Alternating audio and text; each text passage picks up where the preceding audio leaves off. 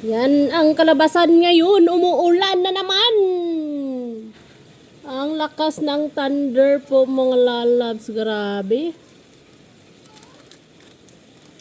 Yan ang ano yung lalabs. So, dyan ang yung nasunog. Ayan oh. Ngayon malinis na ang kaniyang lote ngayon.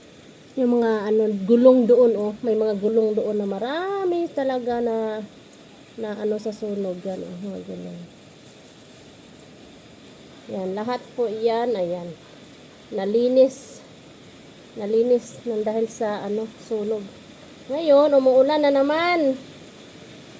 Yan o, ang lakas ng ulan mga lalabs sa 1 week na walang ulan dito na sobrang init dito sa Kuching, Malaysia.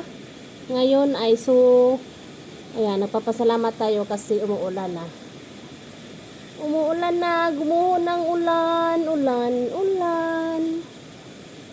Yan, pasalamat tayo na umuulan na mga lalabs. Ayan, malinis ng paligid doon oh. And then may ulan na din.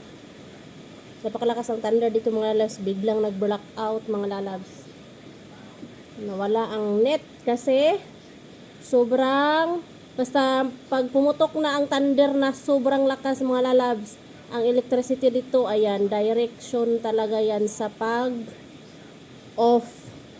Mag-direct siya off sa kanyang malalabs basta ang lakas ng thunder, tumutunog yung malakas na thunder, ayan, bigla nang walang electricity. Ayan, yan. And then, pagkatapos ng thunder, ayan, tumunog ang lakas ng ulan, sobrang lakas ng ulan na oh, nasa labas.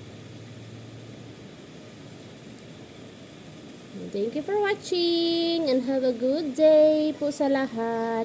Happy weekend!